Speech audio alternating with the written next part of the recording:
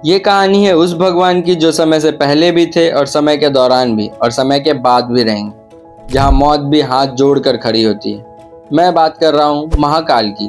नमस्कार दोस्तों, मैं हूँ एक इंडियन ट्रैवलर और आज मैं आपको लेकर चल रहा हूँ उस जगह जहाँ सिर्फ दर्शन नहीं होते, यहाँ इंसान टूटकर भगवान के सामने खड़ा होता है।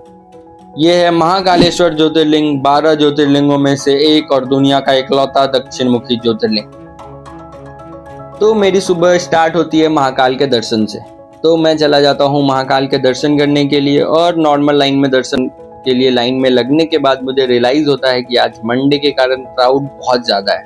इस कारण मैं नॉर्मल की लाइन से बाहर आकर वीआईपी की टिकट्स लेता हूँ जो कि 250 रुपीज़ में मिल जाएगी। और फिर मैं जाता हूँ महाकाल के वीआईपी दर्शन करता हूँ और दर्शन करने के बाद मैं जाने लगता हूँ हरसिद्धि माता मंदिर की तरफ। और उसी दौरान मुझे रास्ते में मिलते हैं ये कुछ लोग, ऐसे कार्ड लेकर आपको रास्ते में बताएंगे कि 8-10 मंदिर घुमाएंगे और आपसे इतने पैसे चार्ज करेंगे। बट अगर आप एक सही प्लानिंग के साथ आते हो तो आपको ये थोड़े से पैसे कम देने होंगे, उसके लिए आप मेरी वीडियोस को पूरा देखें। तो अभी मैं जा रहा हूँ हरसिद्धि माता के मंदिर में दर्शन करने के लिए। ये एक शक्तिपीठ है, यहाँ माता सती की कोहनी गिरी थी। फिर हरसिद्धि माता के मंदिर में दर्शन करने के बाद मैंने बाहर आया। जब मैं महाकाल कॉरिडोर में घूम रहा था तब मैंने एक छोटी सी चीज नोटिस की कि लोग जो शिखर के पास फोटोज खिंचाते हैं या फिर जिस शिखर के दर्शन करते हैं, तो मुझे ये गलतफहमी हुई एक सेकंड के लिए, बट इनमें मुझे क्लियर हो गया कि लोग जिस शिखर के दर्शन कर रहे हैं या फिर जो मंदिर फोटोज में बहुत वायरल है, बट वो शिखर तो मेन महाकाल मंदिर का है ही नहीं।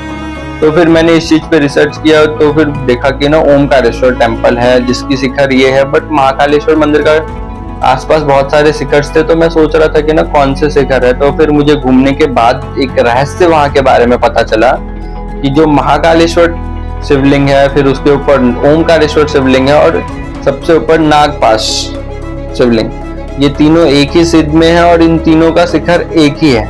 तो बहुत बार लोगों को ये मिस भी अंडरस्टैंडिंग हो जाती है कि ये ओमकारेश्वर मंदिर के शिखर है, महाकालेश्वर मंदिर का नहीं। बट महाकालेश्वर मंदिर ही उसके नीचे है जो भूतपन्न है माना जाता है। और फिर वहां भोजन करने के बाद, प्रसाद ग्रहण करने के बाद मैं कर लेता हूँ एक रैपिडो बुक।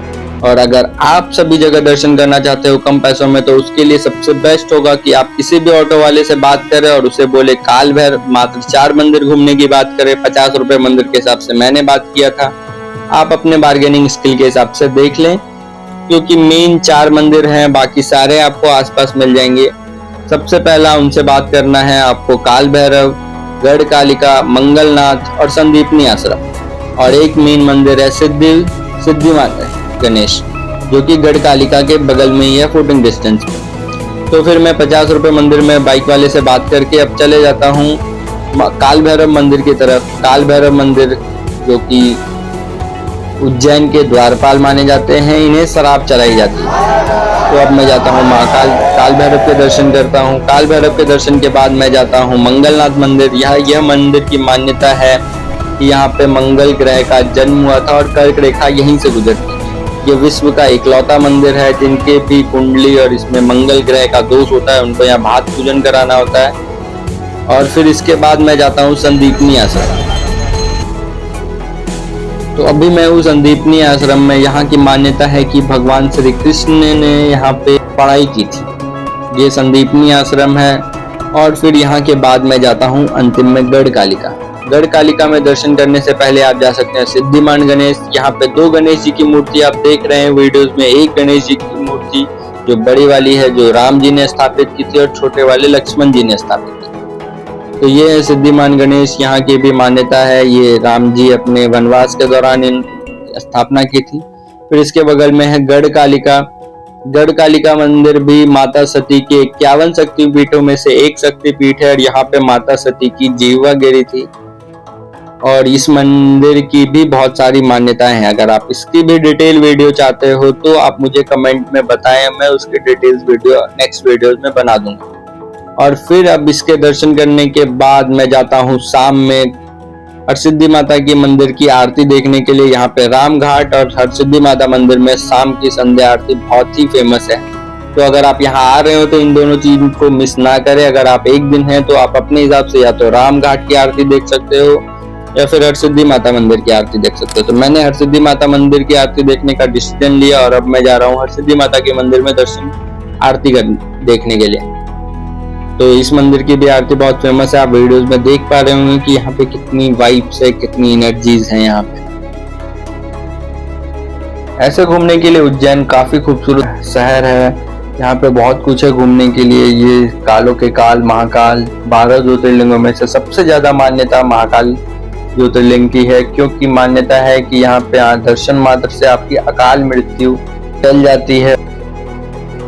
अगर आप उज्जैन आने का प्लान कर रहे हो तो यहाँ का नियरेस्ट स्टेशन है उज्जैन, और यहाँ पे ऑल ओवर द इंडिया से ट्रेन कनेक्टेड है। अगर आपको यहाँ के लिए टिकट नहीं मिलती है तो जनरली लोग इंदौर के लिए टिकट देखते हैं। इंदौर से भी उज्जैन मात्र 60 किलोमीटर की दूरी पर है, और अगर आपको वहां से भी नहीं मिलती है तो उसके लिए मैंने एक छोटा सा ऑप्शन ढूंढा है, नागदा, जो कि मुंबई और दिल्ली का सेंटर है और उज्जैन से मात्र 50 to 55 किलोमीटर की दूरी पर है।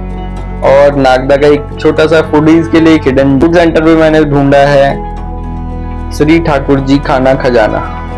यहाँ पे ये स्टेशन से बहुत ही पास में, आप स्टेशन से जैसे ही बाहर जाएंगे आपको राइट हैंड साइड पे इनकी दुकान बेसमेंट में मिल जाएगी। तो हमारा दर्शन कंप्लीट होता है महाकाल का। अगर आपको कोई भी डाउट हो, अगर आपको नागदा के बारे में जानना हो तो आप कमेंट में करें नागदा, और आपको कोई भी डाउट हो तो आप मुझे कमेंट करें, मैं आपको उसके डिटेल वीडियो बना दूंगा। तब तक के लिए हर हर महादेव, जय महाकाल।